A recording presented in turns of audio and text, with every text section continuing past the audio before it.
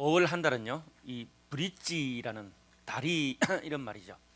브릿지라는 주제로 기독교 신앙의 아주 근본적인 그런 질문들에 대해서 설교를 하고 있습니다.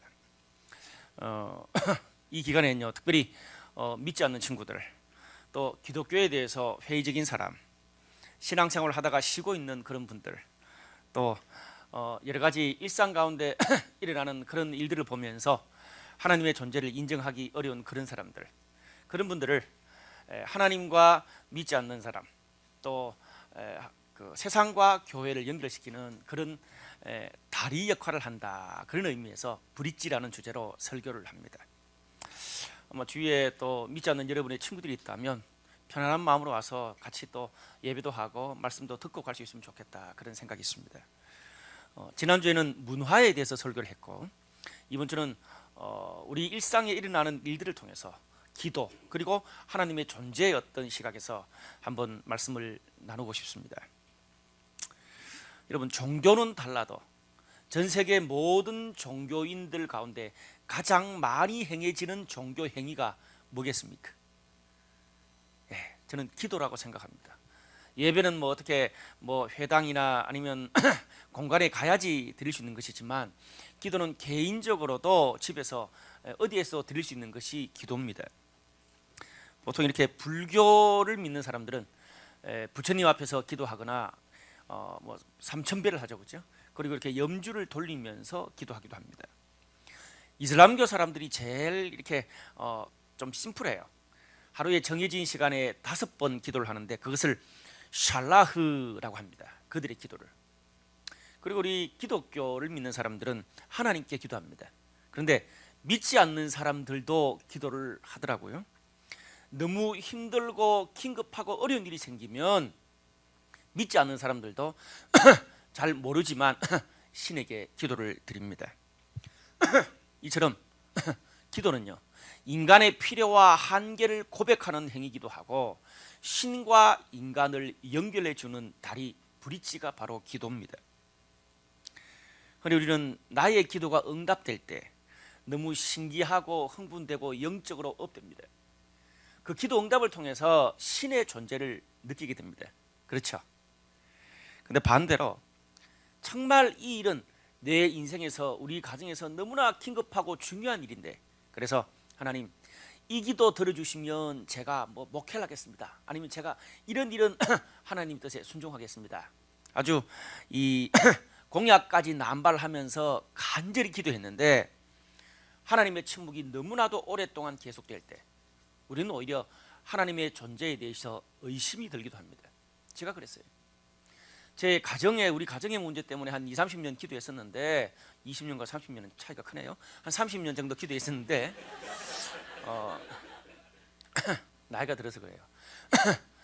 하나님이 계속 기도를 들어주시지 않고 침묵만 하니까 진짜 하나님이 나의 기도를 들으시는가, 그런 생각이 들더라고요. 만약 하나님이 살아계신다면 우리 삶에, 우리 주위에 이런 일들은 도저히 일어날 수가 없어. 어떻게 다리가 무너지고 배가 뒤집히고 죄 없는 착한 사람들이 억울하게 지금 죽어가고 있는데, 하나님이 이런 상황에서 계속 침묵만 하고 계신다면 각박한 세상에서 우리가 어떻게 하나님을 믿고 의지할 수 있냐 이거예요. 오히려 돈을 믿는 게 낫지. 여러분, 이렇게 기도 응답은 신비기도 하지만 풀리지 않는 숙제이기도 합니다. 2014년 5월 하나님은 지금 나의 기도, 우리의 기도를 과연 듣고 계실까요? 이 한국 땅에서 일어나고 있는 수많은 탄식에 대해서 하나님은 정말 관심을 가지고 계실까요? 만약 하나님께서 듣고 계시고 관심을 가지고 계시다면 왜 하나님은 가만히 계시는 걸까요? 오늘 본문 말씀을 통해서, 이 본문에 나오는 바울의 기도를 통해서 하나님은 어떤 분이시고, 또 하나님은 그 어떤 뜻으로 이 세상을 운행하신지를 함께 살펴보기를 원합니다. 오늘 본문은 기도를 통해서 성도들을 도우시는 하나님의 손길에 대한 여러 성도들이 참 좋아하기도 하고 잘 아는 그런 구절입니다. 오늘 본문 26절 27절 말씀 보니까 이런 말씀이 있어요.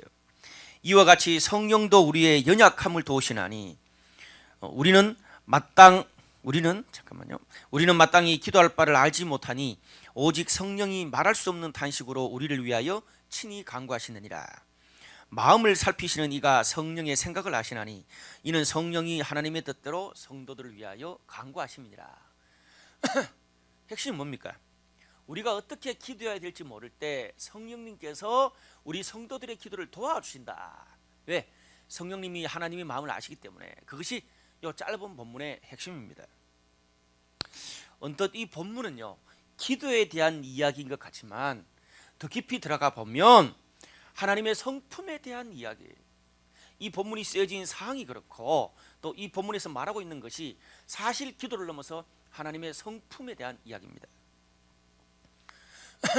저 같은 사람이 오늘 이 본문을 읽으면서 좀 느낄 수 있는 뭐 영적인 그런 막 깊은 건 차지하고라도 제일 먼저 와닿는 건 뭡니까? 하나님이 우리의 기도를 듣기 전에, 우리가 기도 드리기 전에 하나님이 이미 우리의 기도를 다 알고 계신다는 거예요.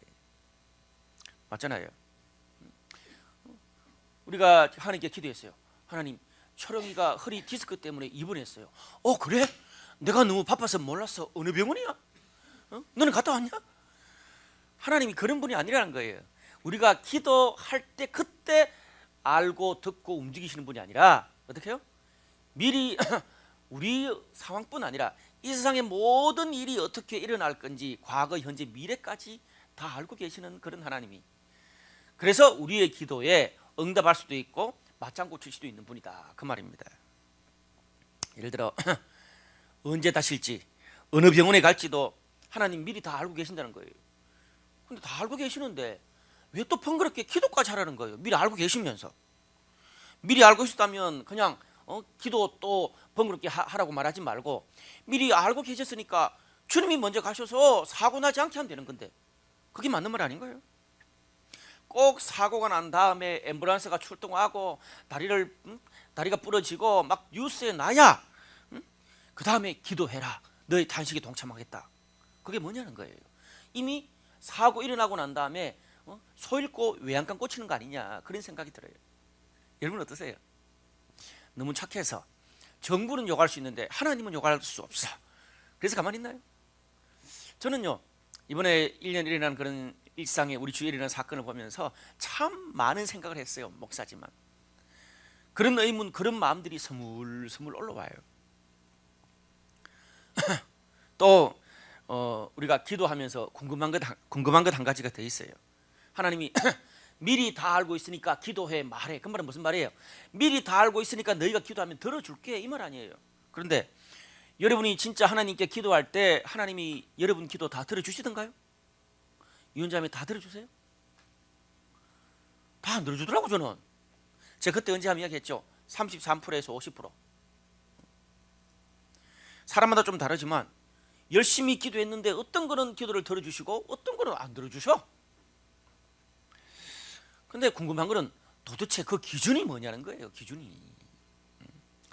뭐 성경 여러 군데 보면은 뭐 기도 응답의 조건에 대해서 나오는데 핵심이 그거예요.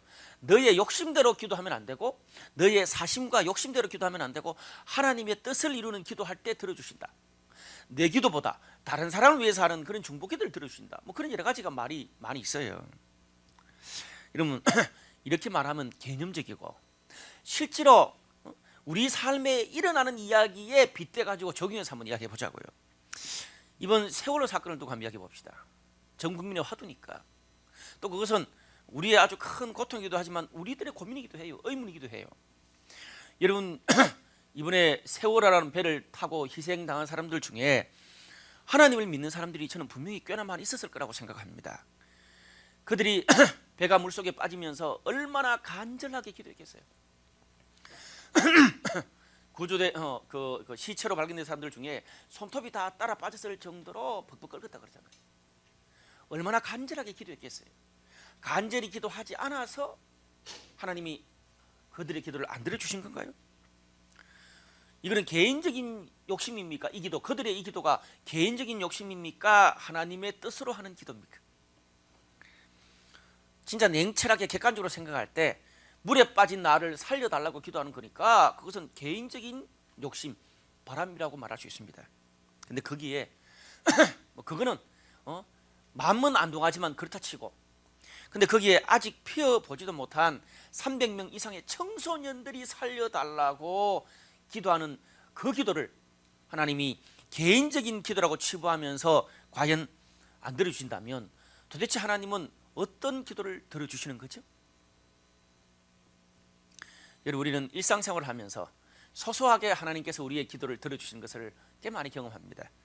예를 들어 뭐 아르바이트 자리가 없는데 진짜 이렇게 끙끙대다가 극적으로 아르바이트 자리를 구하게 된다든지, 또 직장 이직하려고 원서를 막 5, 60군데 내봐도 안 됐는데 딱 그 셀원들한테 기도 제목을 냈는데 기도해주고 난 다음에 그 다음 주에 신기하게 직장을 다시 구하게 됐다든지, 뭐 이렇게 남친과 오래 사귀다가 결혼을 앞두고 있는데 그 집안 부모님들 때문에 결혼이 깨지려고 하는 위기인데 셀에서 함께 기도해줘서 극적으로 다시 서로 회복돼 가지고 결혼하게 됐다든지, 우리는 일상에서 하나님이 우리의 기도를 들어주시는 것 때문에 셀에서 정말 이렇게 많이 나누기도 하고 간증하기도 합니다. 그런데 여러분, 참 감사하죠. 근데 그런 기도는 개인적인 바람, 욕심 아닙니까? 하나님이 그런 개인적인 기도를 들어주면서 정말 이 중요한 이번 세월호 때 막 배가 막 이렇게 막 빠져서 있는 그런 큰 기도, 우리 엄마 암을 고쳐주세요 같은 그런 큰 기도를 들어줘야 되지. 사실 어떤 면에서 제가 방금 말했던 그런 아르바이트 뭐 그런 것들 참 귀하기도 하지만 정말 큰 문제에 비하면 아무것도 아닌 그런 사소한 거는 좀 지나가도 정말 큰 기도를 몇 번 들어주면 평생 하나님 따를 거 아니에요.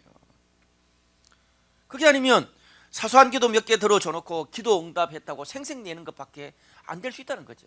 네. 여러분, 사실 이번에 전 국민이 지금 보고 있는, 전 국민만이 아닙니다, 전 세계가 보고 있는 이런 세월호 현장에서 정말 하나님의 기적이 크게 한번 일어나야 하나님의 살아계심을 우리가 알 수 있는 거 아니에요? 모든 사람들이, 사실 많은 사람들이 진짜 하나님이 살아계신지를 궁금해 하잖아요. 배가 예를 들어 90도로 좌초되잖아요. 그런데 한 2, 3일 만에 갑자기 또 90도로 또 올라가가지고 360도로 딱 원래대로 돌아가가지고 사람들이 다 구조됐다. 그러면 얼마나 많은 사람들이 하나님의 기적을 찬양할까요? 그러다가 지금처럼 이렇게 물에 가라앉아서 한 20일, 25일이 지났어. 근데 그 25일 만에 내일 새벽에 한 사람이 극적으로 살아났는데 보니까 그가 오메 크리스찬이라. 그 사람이 배가 물에 잠기면서 막 하나님께 살려달라고 기도했는데 갑자기 기도 딱 끝났을 때 기둥 하나가 딱 부러지면서 자기 발밑에 딱 들어가. 그래서 그냥 또 기둥을 밟고 물에 딱 얼굴만 나와서 숨을 쉴 수 있었어. 근데 기도를 좀 더 빡세게 했는데 갑자기 선실들이 이렇게 무너지면서 그 사이에 에어포켓이 희한하게 하나 생겼어. 처음부터 생긴 게 아니고 갑자기 선실끼리 무너지면서 에어포켓이 하나 생겨가지고 그렇게 고개 목 내놓고 20일을 바닷물 먹고도 죽지 않고 살았어. 그러면서 인터뷰할 때 하나님의 기도로 하나님이 나를 살리셨다 그러면 여러분 대박 사건이지. 한 방에 한국 사람 다 예수 믿고요, 다 교회 나올 것 같아. 나는 안 그래요? 한국 교회와 모든 크리스찬들이 그렇게 에너지 쓰고 시간 들여 돈 들어가면서 전도할 필요가 없어. 하나님이 그렇게 당신의 살아계신 기적 또 기도 응답을 펴주시면 되잖아. 그런데 그렇게 안 하시더라고. 내가 상상력이 너무 풍부한가요? 근데 사실은 오늘 본문을 읽어보면 그거보다 더 깔끔하게 끝내는 방법이 있어. 구차할 필요 없이. 하나님은 어떻게 해요? 우리가 기도하기 전에 모든 걸 미리 다 아신다며.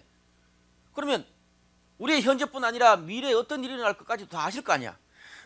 그러면 천지를 창조하신 그 전등한 능력으로 어떻게 배가 기울으실 때좀 하나님의 손으로 막으면 되잖아.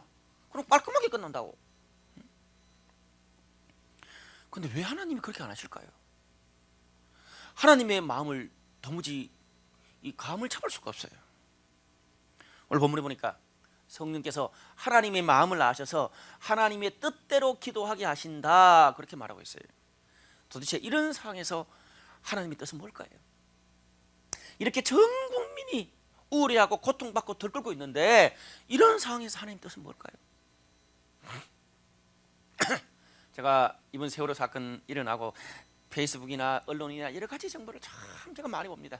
스크랩해요. 이렇게 동의되는 부분, 동의 안 되는 부분, 왜 저런 말을 할까, 또 이게 진짜 사실일까, 그럼 또 믿을 수 없으니까 이제. 근데 그렇게 이 자료를 보는 중에 어떤 한 홀리하신 목사님이 이렇게 써놨더라고요. 그래, 이번 사건은 우리 사회와 인간이 얼마나 죄가 크고 얼마나 하나님 앞에 문제가 많은지 그것을 하나님께서 드러내시기 위해서 이런 사건을 주신 거라고. 이 사건을 통해서 우리 인간이 붙들 분은 오직 하나님 한 분밖에 없다는 것을 가르치시는 것이다. 맞는 말인 것 같아. 근데 조금만 생각이 있는 사람이라면 이런 질문, 이런 의문이 들 수밖에 없어. 예를 들어 하나님이 정말 그분 말처럼 죄를, 인간의 세상의 이 죄를 드러내서 하나님 한 분밖에 붙들 분이 없다는 것을 깨닫게 하기 위해서 이런 일을 일으켰다.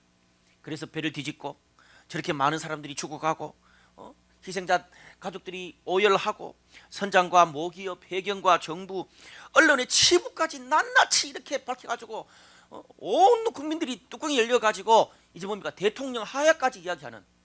그래서 이 나라 안 살고 이민 가고 싶다고까지 일을 벌여놓고 하나님 붙잡도록 하는 그런 방법을 쓰시겠냐고.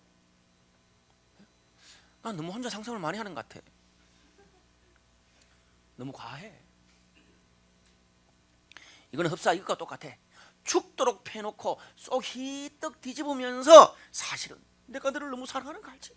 사랑해서 좁힌 거야. 입이 돌아가도록. 나를 떠나면 그 꼴이 된다는 것을 내가 가르쳐주기 위해서 그랬어. 그 말이잖아. 홀리하고 멋진 말을 했지만 나 같은 사람, 좀 삐딱한 나 같은 사람이 볼 때는 그것은 사랑이 아니라 협박이야. 저는 내가 믿는 하나님이라면 그런 하나님이 아닌 것 같다. 은혜를 너무 과하게 얘기하려고 그러다가 하나님을 아주 유치하게 만든 꼴이 되는 거예요. 여러분, 우리 인간은요, 세상을 살면서 도무지 자기가 이해할 수 없는 그런 일, 그런 고난을 만날 때 하나님의 존재, 살아계신 신에 대해서 질문하게 됩니다. 그것이 뭐 긍정적인 질문이든 회의고 부정적인 질문이든 도무지 이해할 수 없고 내가 견딜 수 없는 그런 일을 만날 때 우리는 하나님의 존재에 대해서 생각하게 돼요. 도대체 이런 상황에서 내가 어떻게 행동해야 되고 어떻게 기도해야 되고 또 하나님의 뜻이 뭐냐, 신이 진짜 살아있냐 헷갈립니다. 여러분, 이것을 어려운 말로 신정론이다 그렇게 말해요. 인간 삶에 일어나는 고난의 문제를 통해서 하나님이 과연 왜, 하나님의 존재는 뭐냐, 그것을 묻는 게 신정론이에요. 욥기서의 주제입니다. 여러분, 우리가 읽는 이 로마서는요, 정말 기독교의 핵심을 가장 잘 가르쳐주는 책 중에 베스트입니다. 그런데 이 책이 어떤 상황에서 쓰여졌는가를 알고 나면 우리는 굉장히 놀라게 돼요. 여러분, 이 로마서는요, 굉장히 깊이 있는 복음, 깊이 있는 하나님의 은혜, 하나님의 영광, 하나님의 주권에 대해서 기록하고 있어요. 그렇기 때문에 이 로마서는 바울이 기도원에 들어가가지고 성경을 1년 동안 백독하고 40일 금식하고 기도 중에 하나님께서 계시를 주셔가지고 그 시대 어떤 사람도 깨닫지 못했던 그 하나님의 영광과 복음을 알고 로마서를 쓴 게 아니라고요. 여러분, 이 로마서는요, AD 56년에서 58년경에 쓰여졌어요. 이때가 로마의 왕이 네로 왕입니다. 네로 왕이 누굽니까? 로마 역사에 있었던 왕들 중에 가장 악랄하고 미친 임금이라. 기독교 박해를 가장 심하게 했던 그런 왕 중에 하나입니다. 네로 황제는요, 로마시에 불을 지르고 기독교인들한테 덮어씌우고 난 다음에 어떻게 해요? 그 죄를 물어가지고 수만 명의 기독교인들을 잡아 죽였습니다. 끔찍하게 잡아 죽였어요. 길거리에 수천 명을 동시에 십자가에 못 박아서 처형시키기도 하고, 원형 경기장에서 어떻게 해요? 막 사자를 풀어가지고 물어서 죽게도 하고, 그리고 뭐 땔감 나무 막 쌓아놓고 거기다가 막 기독교인들을 올려놓고 완전 꾸이처럼 죽이기도 하고, 진짜 정말 악랄했던 왕이었습니다. 어쩌면 이 로마서를 읽는 이 당시 로마 크리스찬들이 당했던 그런 상황은 지금 한국 상황보다 수백 배 더 이해가지 않고 억울했던 상황입니다. 하나님을 믿는다는 이유 하나 때문에 수많은 사람들이 지금 상상할 수 없는 끔찍한 방법으로 죽어가고 있습니다. 억울한 거는 이거는 진짜 말도 안 되는 이야기예요. 이거는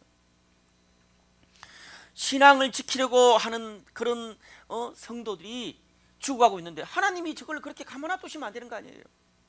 교회와 성도들을 핍박하고 막 무지막지하게 잡아 죽이는 저 로마의 악한 정부 군대, 하나님이 왜 벌 주시지 않고 가만히 있는지 모르겠어. 더 떵떵거리면서 잘 먹고 잘 살게 하는지 모르겠어. 정말 하나님이 살아계시다면 저러면 안 돼. 과연 하나님이 살아계실까? 많은 당시 로마에 있었던 크리스찬들이 이런 상황을 보고 내가 그걸 어떻게 받아들여야 되고 또 어떻게 기도해야 되고 과연 하나님이 살아계시는 걸까? 하나님의 존재에 대해서 혼란스러울 수밖에 없었습니다. 많은 크리스찬들이 두렵기도 하고 혼란 때문에 신앙을 포기하기도 했습니다. 오늘 그런 로마의 크리스찬들과 교회를 위해서 바울이 기록한 성경이 로마서예요. 어떤 면에서 오늘 이런 상황의 백그라운드를 이해하고 이 기도를 읽으면 우리가 평상시에 어떤 하나님 나에게 축복 주세요라는 그런 측면에서 바라보는 이 기도가 아니에요. 정말 깊이 있는 기도예요. 오늘 이 바울이 드렸던 로마서의 기도는. 여러분, 제가 오늘 좀 이렇게 까칠한 그런 눈으로 하나님에 대해서 이야기하고 있어요. 근데 이제는 제가 하나님의 입장에서 한번 까칠하게 한번 이야기해보자 이거예요. 우리는 이렇게 이번 사태에 막 우리 뜻대로 안 되고 막 여러 가지 진짜 이해 안 가는 일이 생기니까 어떻게 해요? 제가 방금 말했듯이 하나님에 대해서 원망할 수밖에 없어요. 그런데 냉철하게 생각하면 하나님이 배를 뒤집은 게 아니라, 맞잖아요. 하나님이 배를 뒤집은 게 아니에요. 사람들이 배를 뒤집은 거예요. 하나님은 이미 필요한 것들을 우리들한테 다 주셨어요. 배가 나쁜 거가? 뭐든지 세상에 배가 다 나쁜 거예요? 아니잖아요. 그 배를 누가 개조해서 거기 그 세월호 그 기업에서 사가지고 이상하게 막 개조한 거야. 여러분, 그 물건들과 사람들을 실을 때에 과적으로 지금 한 거 아니에요. 선장과 선원들, 해운사, 또 정부와 해경, 언론, 통신체제, 안전에 대한 원칙과 여러 가지 규제들, 하나님은 그런 것들을 우리에게 필요한 것들 다 주셨어요. 문제는 우리가 지금 열받아하는 그런 모든 것들을 인간들이 잘만 사용하면 너무나 안전한 여행이 될 수 있는 거예요. 맞잖아요. 물에 빠져도 건질 수 있잖아요. 그래서 해경이 있고, 그래서 구조단체가 있고, 그래서 정부가 있는 거 아니에요.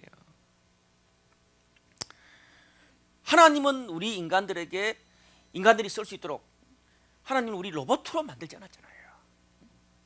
여러분, 예를 들어 하나님 왜 개입 안 하셨어요? 진짜 하나님이 여러분 우리 삶에 개입하면 좋아요?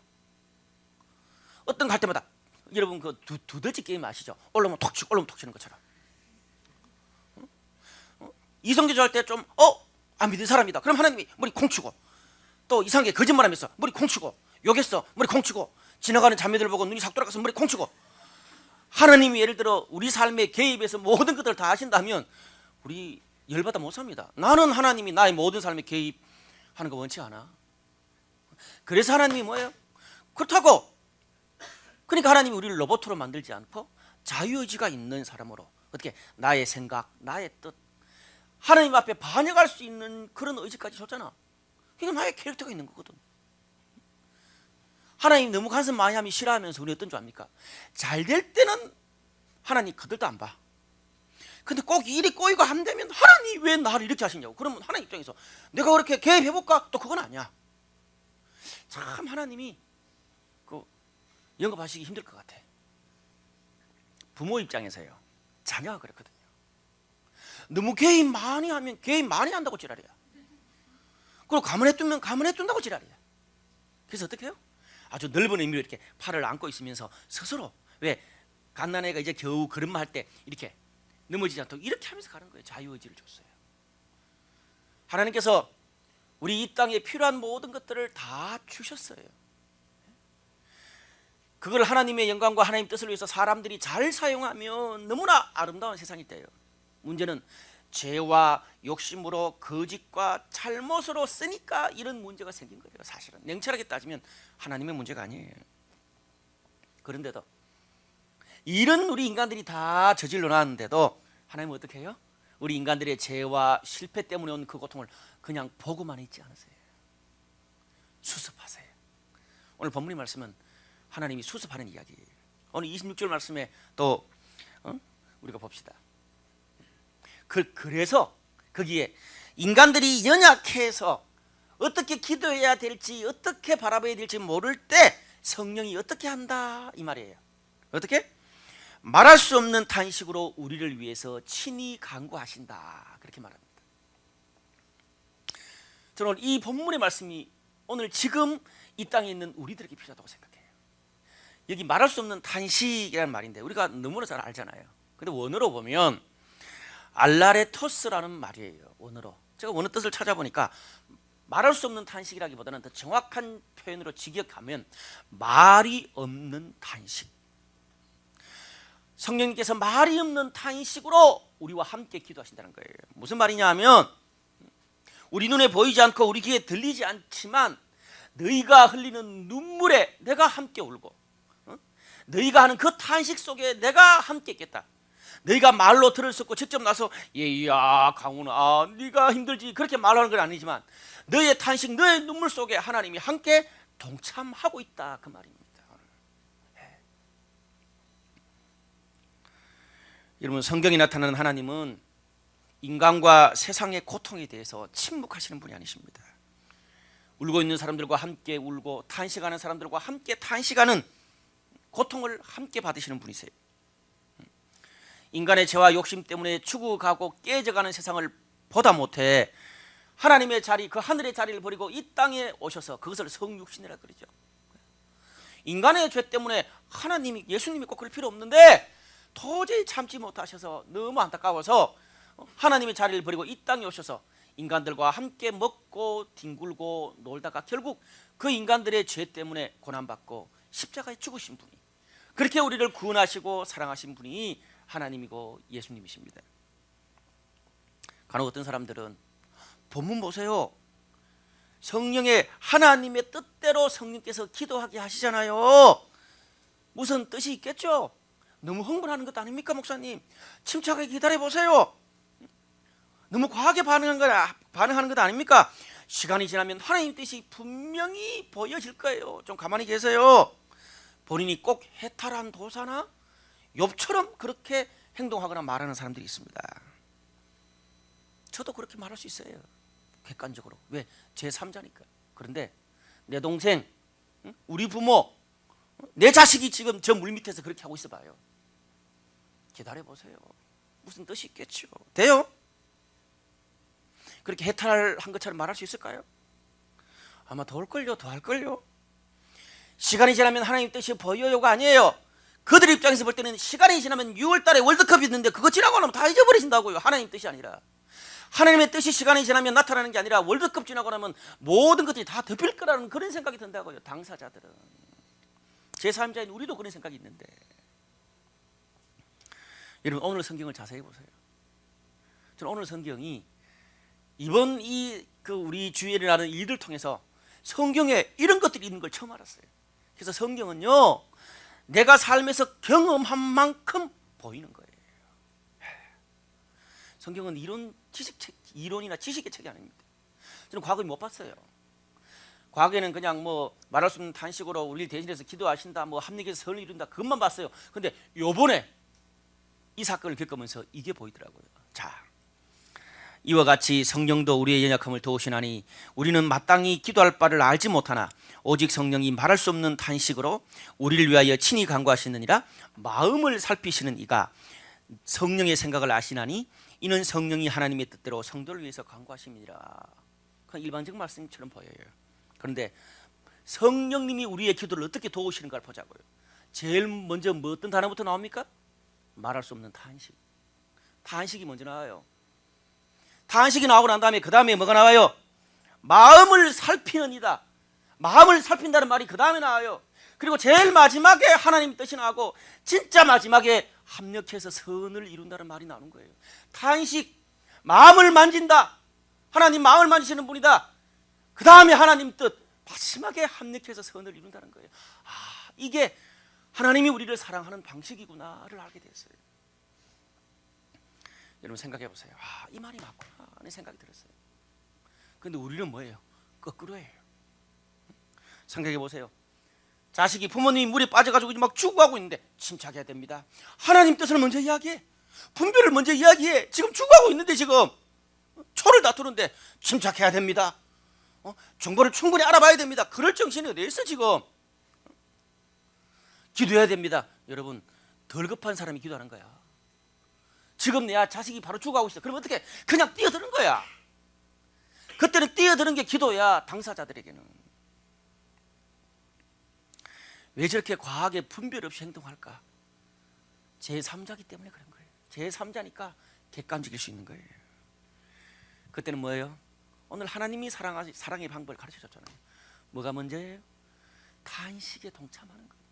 그들의 아픔, 그들의 감정, 그들의 지금 얼마나 힘들지, 그게 동참하는 것이 가장 우선이에요. 그들의 마음을 만지는 게 먼저예요. 마음을 만지는 게 여러분 아무것도 아닌 게 아니에요. 충분히 어느 정도 일이 정리가 되고 난 다음에 아픈 마음이 서러들고 일이 어느 정도 뭐 좋든 나쁘든 해결되고 난 다음에 그 다음에 뭐예요? 마음의 문제를 해결하고 난 다음에 그 다음에 하나님의 뜻과 분별이에요. 여러분 저는 개인적으로 제가 제3자 입장으로 객관적으로 생각할 때 세월호 사건과 관련해서 그 유가족들과 국민들이 이렇게 반응한 것이 과한 면이 없었나요? 저는 과한 면이 있다고 생각해요. 여러분 서울시장 후보의 아들이 이야기했는 게 사실 딱 해놓고 보면 틀린 말은 아니에요. 그런데 왜 그렇게 사람들이 분노해요? 이유가 있어요. 아직 우리 애들이 물속에 있단 말이에요. 그게 뻔히 보고 있는데 관련 기관들이 다 있고 정부가 있고 모든 게 다 있는데도 어떻게 구하러 가기는커녕 자신들의 실수와 죄를 덮으려고 이리 몰고 저리 모으니까 사람들이 도는 거예요. 과학이 나오는 거예요. 여러분 과할 수밖에 없어요. 분별력이 없을 수밖에 없어요. 지금 상황에는. 그런데 그런 것을 가지고 분별력, 정치적인 것, 이념적인 것을 그때 논하는 게 아니에요. 우리 어머니가 내가 너무나 사랑하는 어머니가 지금 죽어가지고 장례식에 막 부들고 앉아가지고 막 울고 있는데 어떻게? 응? 연미야 교사가 그러면 안 되지. 뺨따기 맞아요. 그러다가 예를 들자면 뭔지 아시겠어요? 이번에 정부 부처에 여러 사람들이 괜히 위로한답시고 갔다가 어떻게 됐어요? 잘린 사람도 있고 완전 문전박대를 당했잖아요. 뭐를 몰라서 그래요? 탄식을 먼저 공감하지 못하고 괜히 분별만 덜먹거리기 때문에 그래요. 제가 좀 시크한 이야기를 할게요. 우리 그 서울시장 후보의 그 아들이 과하다 그랬잖아요. 걔는 하나는 알고 둘은 몰라. 그 집안에 그런 일이 있었잖아. 과거에 자기 큰아버지는 어떻게 했어요? 검사들한테 조사받고 뛰어내리고 자살했어요. 세월호만큼 큰 일도 아닌데 자살했단 말이에요. 자기 집안의 일은. 여러분 이번에 이 유가족들 중에 자살한 사람 아직 없어요. 무슨 말입니까? 내 일이 당하니까 그렇게 객관적으로 반응 못해요. 예를 들어 그 아들이 했던 말, 우리 큰아버지가 너무 과하게 반응하신 게 아닌가, 그 말이라. 여러분 사람은 당사자가 되면 달라지는 거예요.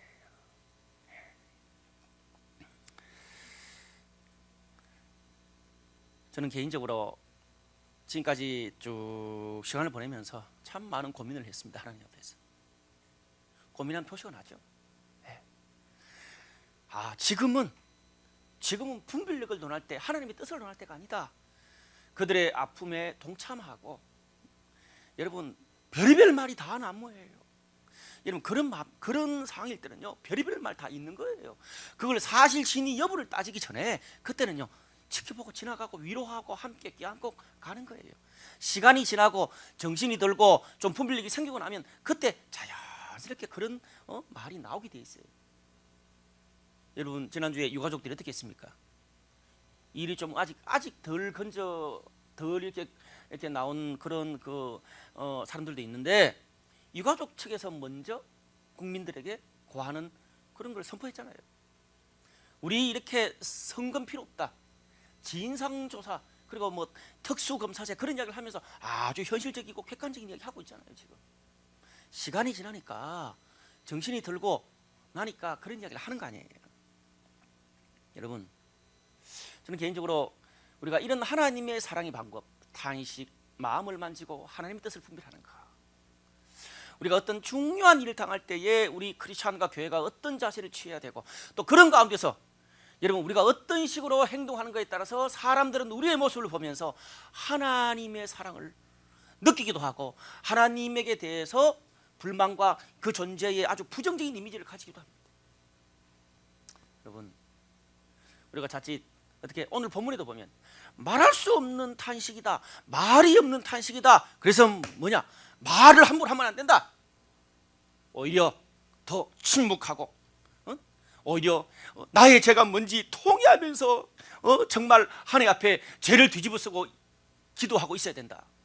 너무나 맞는 말이라. 여러분, 그런데 말할 수 없는 탄식에서 말이 없는 만 탁 빼놓고, 이런 말이 없는 포인트가 아니고 탄식이 포인트라.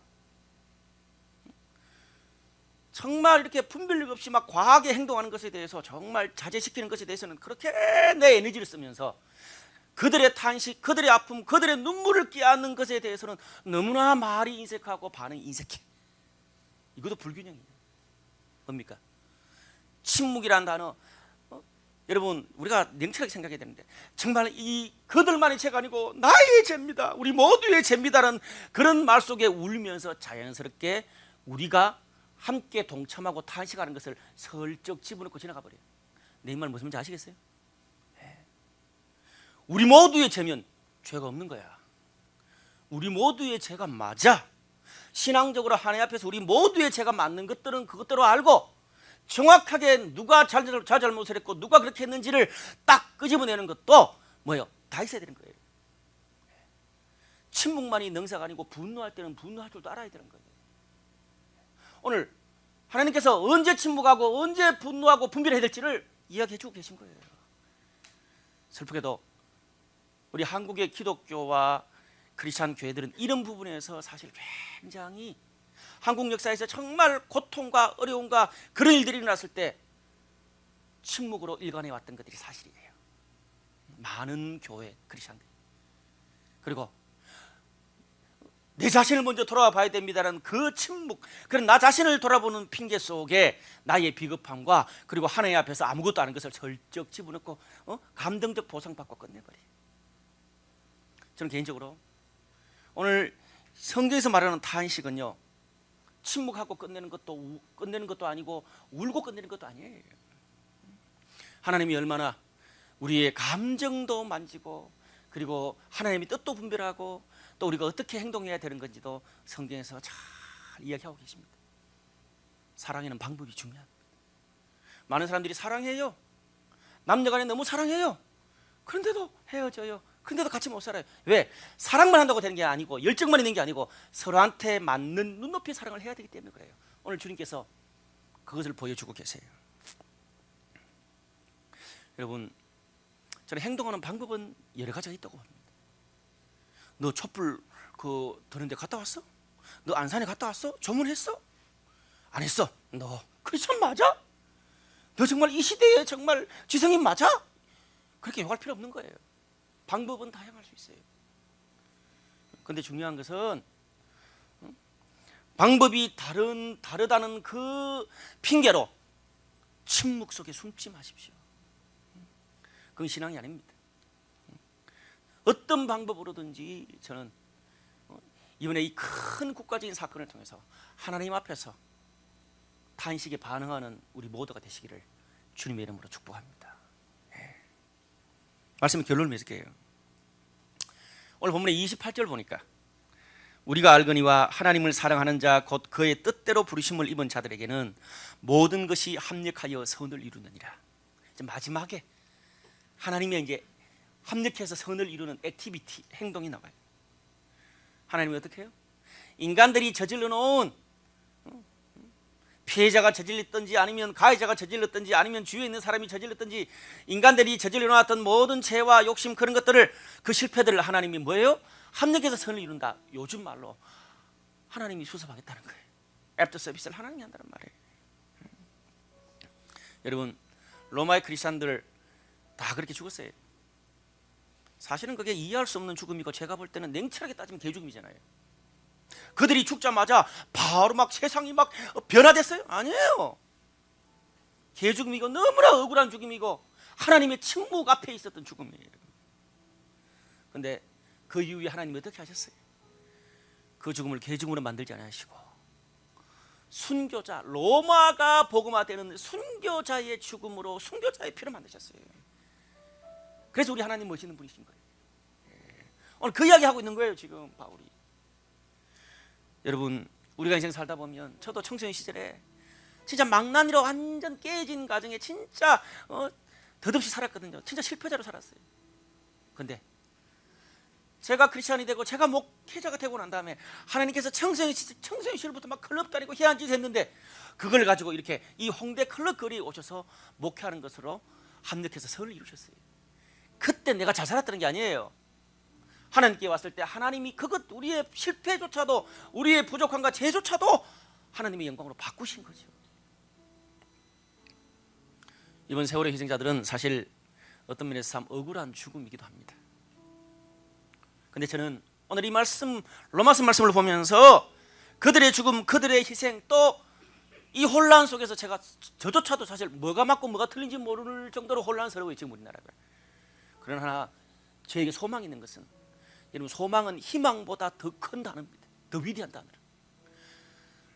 이 죽음, 이 희생, 이 혼란을 오늘 우리가 이 말씀을 붙들 때 하나님께서 어떤 모습으로 갈지 모르겠지만 로마의 크리스찬들을 그 개죽음을 순교자로 만드신 것처럼 이번 세월호 사건을 통해서 하나님께서 이 땅에 수많은 모든 정부, 관료, 국민들, 교회, 이 모든 것들을 하나님께서 새롭게 할 것을 믿어요. 합력해서 선을 이룰 것을 믿어요. 그래서 제가 페이스북에 미국에는요 비포 9.11과 애프터 9.11이 다르듯이 저는 우리나라에도 비포 4.16과 애프터 4.16이 다를 것이라고 제가 그렇게 짧게 페이스북에 썼어요. 오늘 우리의 일상 가운데서 일상의 고난을 직면하면서 우리가 기도를 만나게 되고 그 기도를 통해서 하나님의 살아계심에 대해서 고민하게 되고 그것을 통해서 우리를 향한 하나님의 사랑의 방법이 무엇이고 하나님의 뜻이 무엇인지를 분별해서 정말 우리의 삶을 통해서 그 하나님의 사랑을 널리 전할 수 있는 그런 우리 모두가 되시기를 주님의 이름으로 축복합니다. 기도하시겠습니다.